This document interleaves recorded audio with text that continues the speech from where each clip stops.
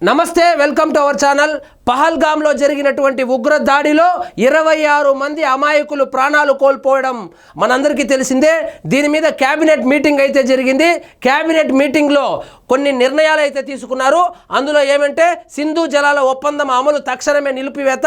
ఈ సింధు జలాల ఒప్పందం కనుక నిలిపివేస్తే వాళ్లకు పాకిస్తాన్ వాళ్లకు సాగునీరు తాగునీరు కష్టాలు అయితే వచ్చే అవకాశాలు కనపడుతుంది.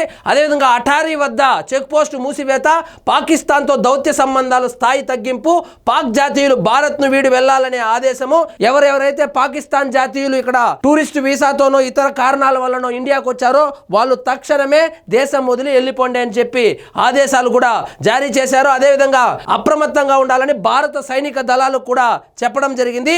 ఈ విషయం మీద మొదటిసారిగా స్పందించినటువంటి నరేంద్ర మోడీ గారు బీహార్లో మాట్లాడుతున్నారు. ఏం మాట్లాడుతున్నారో చూసే ప్రయత్నం చేద్దాం రండి. Friends, today from the soil of Bihar, I say to the whole world, India will identify, track and punish every terrorist and their backers. ఏం మాట్లాడుతున్నారంటే బీహార్ గడ్డ మీద నుంచి నేను ప్రపంచానికి అర్థమయ్యేటట్లు చెబుతున్నాను. భారతదేశం అనేది టెర్రరిజాన్ని సహించదు. ఒక టెర్రరిస్టులనే కాదు, టెర్రరిస్టు సంస్థలను అదేవిధంగా టెర్రరిస్టు సంస్థలను పెంచి పోషిస్తున్నటువంటి వాళ్ళను, టెర్రరిస్టులకు సహాయ సహకారం అందిస్తున్న వారిని, ఎవరిని టెర్రరిస్టులను టెర్రరిస్టు వెనక ఉన్నటువంటి వాళ్ళు ఎంత పెద్ద వాళ్ళైనా వేటాడి వెంటాడి ఇదే భూమిలో కలిపేస్తామని చెప్పి చెబుతా ఉన్నారు. We will pursue them to the ends of the earth. ప్రపంచంలో ఎక్కడ దాక్కున్నా వదిలిపెట్టే ప్రసక్తే లేదు. వాళ్ళను పట్టుకొచ్చి తీరుతామని చెబుతా ఉన్నారు. టెర్రరిజం వలన భారతదేశం యొక్క స్పిరిట్ ఏదైతే ఉందో అది పోగొట్టాలని చూస్తున్నారు. కానీ మా యూనిటీని దెబ్బ కొట్టడానికి ఎవరి తరము కాదు. Every effort will be made to ensure that justice is done. ఖచ్చితంగా న్యాయం అయితే జరుగుతుంది. ఎవరెవరైతే ప్రాణాలు కోల్పోయారో వాళ్ళకు ఖచ్చితంగా న్యాయం జరిగేలాగా మా నిర్ణయాలు ఉండబోతుంది. సో ఇది జస్ట్ వార్నింగ్ కాదు. ఇక ఎట్టి పరిస్థితుల్లోనూ తీవ్రవాదాన్ని ఉగ్రవాదాన్ని సహించబోము.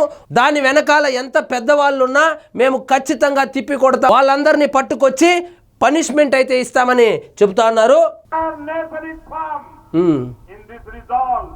Everyone who believes in humanity is with us. I thank the people. మానవత్వం ఉన్నటువంటి ప్రతి ఒక్కరూ మాకు సపోర్ట్ చేస్తున్నారు.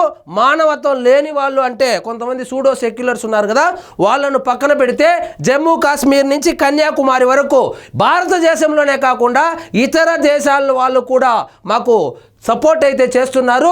మేము ఖచ్చితంగా ఉగ్రవాదాన్ని ఉక్కు పాదంతో అణిచివేయబోతున్నాము అని చాలా స్పష్టంగా అయితే చెప్పుకొచ్చారు. అదేవిధంగా ఈ కష్టకాలంలో మాకు సపోర్ట్ చేస్తున్నటువంటి ఇతర దేశాల ప్రజలు మరియు ఇతర దేశాల్లోని ప్రధానమంత్రులు అధ్యక్షులకు మా కృతజ్ఞతలు. అదేవిధంగా ఈ కష్టకాలంలో మాకు సపోర్ట్ చేస్తున్నటువంటి భారతదేశంలోని ప్రజానికానికి మొత్తానికి కూడా నిజంగా రుణపడి ఉంటామని అయితే చెప్పుకొచ్చారు. సో ఉగ్రవాదాన్ని ఎట్టి పరిస్థితుల్లో సహించేది లేదు.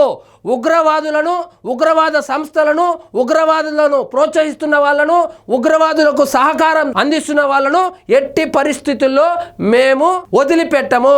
తీసుకొచ్చి ఇదే మట్టిలో పాతేస్తామని చెప్పి చాలా తీవ్రమైన స్వరంతో పాకిస్తాన్కి ఇండైరెక్ట్ గా వార్నింగ్ లాంటిదే ఇచ్చాడు. ఈ స్పీచ్ అయిపోయిన తర్వాత పాకిస్తాన్ ప్రభుత్వము వాళ్ళ ఆర్మీకి అయితే ఆదేశాలు జారీ చేశాయి. ఆ బార్డర్ చుట్టూ సెక్యూరిటీ కూడా పెంచుకున్నారు. సో ప్రపంచ దేశాలు మొత్తం ఈ ఉగ్రవాదుల దాడి వెనకాల పాకిస్తాన్ హస్తం ఉంటుంది అని చెబుతా ఉన్నారు.